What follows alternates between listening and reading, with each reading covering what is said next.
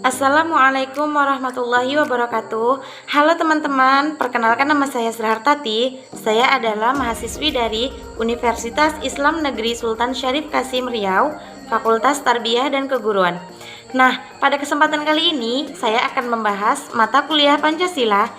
Suatu negara diibaratkan sebagai sebuah bangunan, yang dimana sebuah bangunan pasti memiliki dasar atau fondasi yang merupakan bagian utama dari bangunan itu untuk berdiri kokoh atau tidak. Nah, negara Indonesia adalah salah satu negara yang berdiri kokoh, karena Indonesia memiliki dasar yang sangat kuat.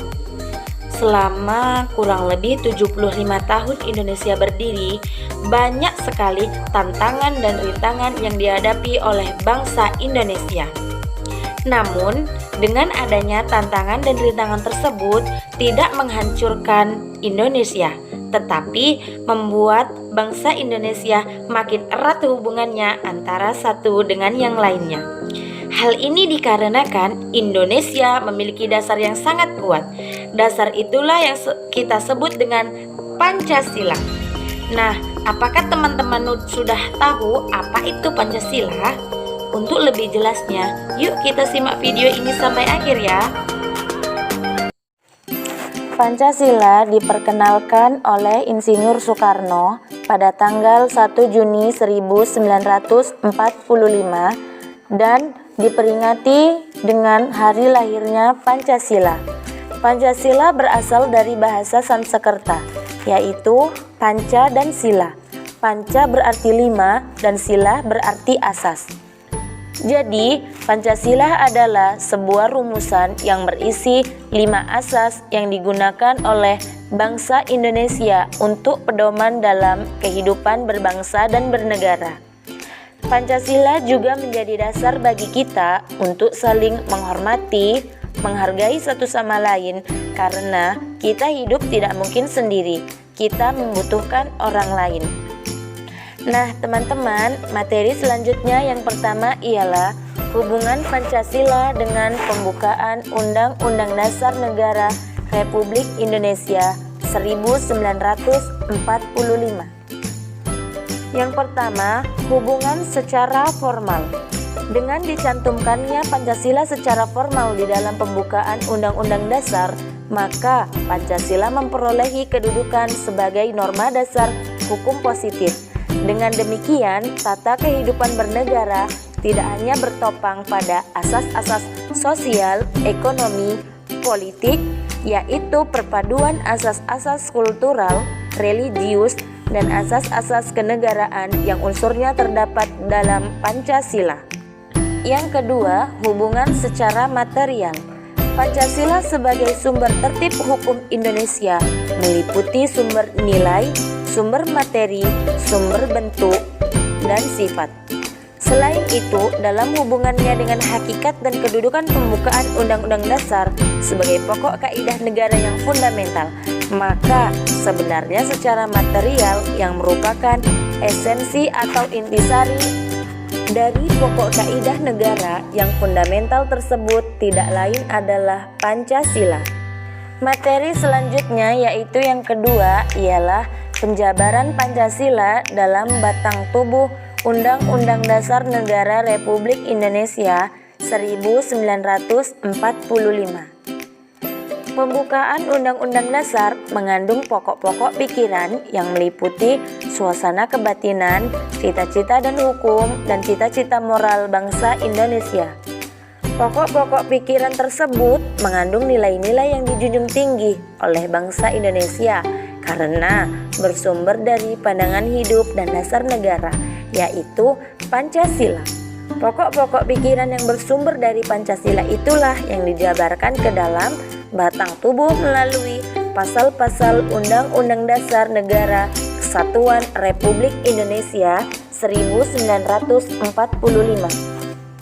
Nah teman-teman, pokok pikiran yang pertama ialah negara melindungi segenap bangsa dan seluruh tumpah darah Indonesia dengan berdasarkan asas persatuan.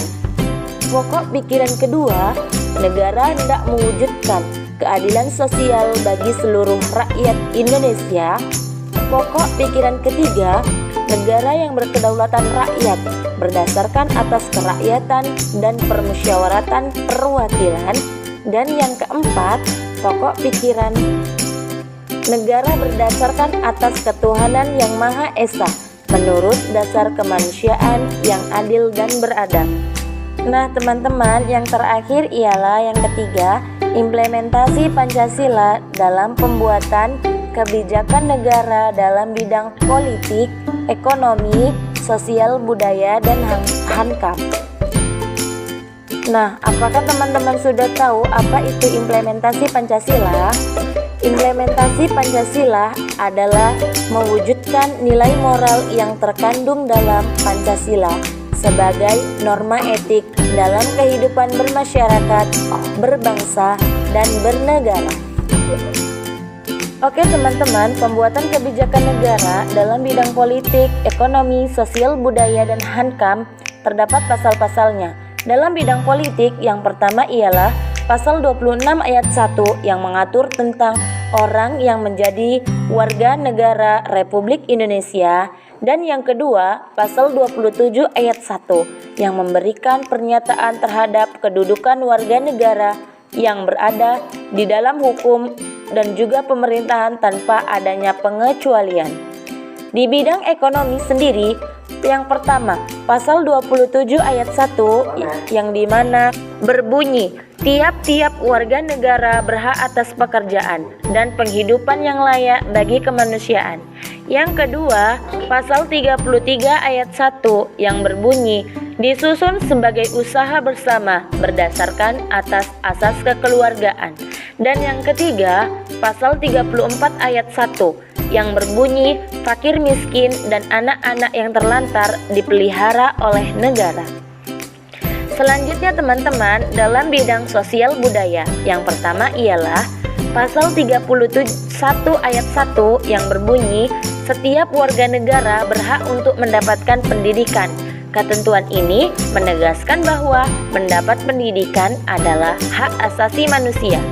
Yang kedua ialah pasal 32 ayat 2 yang berbunyi, negara mewujudkan kebudayaan nasional Indonesia di tengah peradaban dunia. Dan yang terakhir dalam bidang hankam. Yang pertama, pasal 27 ayat 3 yang berbunyi, setiap warga negara berhak dan wajib ikut serta dalam upaya pembelaan negara. Oke teman-teman, cukup sekian ya pembahasan materi dari saya. Mudah-mudahan bisa bermanfaat bagi semua. Amin. Yuk berbagi ilmu dengan cara kalian share ya video ini ke media sosial yang kalian punya. Akhir kata saya ucapkan terima kasih. Wassalamualaikum warahmatullahi wabarakatuh.